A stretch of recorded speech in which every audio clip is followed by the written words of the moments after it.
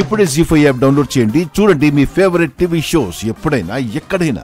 అవును యువరాజ్, తన తల్లి పేరు మీద అన్నదానం జరిపించుకుంటే మనకొచ్చే ప్రాబ్లం ఏంటి? ఏందమ్మి నువ్వు కూడా ఏమి తెలియనట్టుగా మాట్లాడుతూ ఉండవు? జగదాత్రి అంటే ఎవరు తెలియకపోవచ్చు గాని వజ్రపాటి ఫ్యామిలీ అంటే ఈ ఊరందరికీ తెలుసు కదా. రేపు వీళ్ళమ్మ ఫోటో పెట్టి అన్నదానం జరిపిస్తే అప్పుడు ఈ అమ్మాయి మనింటి బంధువు అనుకోరా? ఇలాంటి నేర చరిత్ర ఉన్న ఆవిడతో మనం బంధుత్వం కలుపుకున్నాము అంటే మన కుటుంబం పరువు పోదా? పిన్ని ప్లీజ్, చనిపోయిన వారికి సంవత్సరికం జరిపించడం అంటే ఒక పవిత్రమైన కార్యం. దానికి అడ్డుపడ్డం మహాపాపం. మంచి వాళ్లకు జరిపిస్తున్న దానికి అడ్డుపడితే పాపం అవుతుంది గాని ఇలాంటి క్రిమినల్స్ కి జరిపిస్తున్న దానికి అడ్డుపడితే పాపం అవదమ్మా. ఇంకొకసారి మా అమ్మని క్రిమినల్ అంటే నేను అదుపు తప్పాల్సి వస్తుంది. ఏం చేస్తావే? ఈ ఇంటికి కాబోయే బియ్యంకుల్ని తిడతావా కొడతావా? నిషిక, ఎందుకు అనవసరంగా విషయాన్ని పెద్ద చేస్తున్నావు? నిజంగా ఆయన ఈ ఇంటికి బంధువే అయితే జగదాత్రి కూడా ఈ ఇంటికి బంధువే.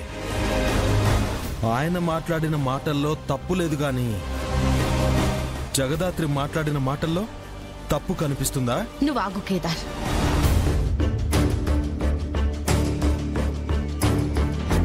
నేనందరికీ చెప్తున్నాను, ఎవరో పనికి మాలిన వెధవలు పరమ దుర్మార్గులు చేసిన నేరాలన్నీ మా అమ్మ మెడకి చుట్టుకున్నాయి. ఆ వెధవలెవరో ఆ దుర్మార్గులెవరో త్వరలోనే లెక్క తేలుస్తాను. నిజమైన దోషులుగా సమాజం ముందు నిలబెడతాను. నీ ఇష్టం వచ్చినట్టు చేసుకోమ్మా, కానీ నా వైపు చూసి ఆ వెధవలెవరో ఆ దొంగలెవరో ఇప్పటిదాకా మా అమ్మని 10 సార్లు నేరస్తురాలు అంది మీరే కదా సార్. అందుకే నేను మీకే సమాధానం చెప్తున్నాను. అయినా నేను వాళ్ళనెవరినో తిడుతుంటే మీరెందుకు భుజాలు తడుముకుంటున్నారు? నేనెందుకు తడుముకుంటాను? నాకేం అవసరం? అయినా 25 ఏళ్ల క్రితం మిస్ అయిన సాక్ష్యాలు నువ్వు వెతికితే మాత్రం దొరుకుతాయా? గతంలో నేరాలు చేసిన వెధవలు ఇంకా ప్రాణాలతోనే ఉన్నప్పుడు సాక్ష్యాలు కూడా సజీవంగానే ఉంటాయి సార్.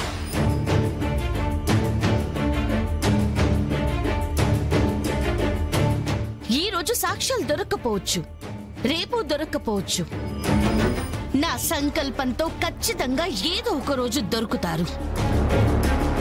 ఆ తర్వాత ఒక్కొక్కడికి తడిచిపోతుంది. లేకపోతే నా పేరు జగదాత్రి కాదు.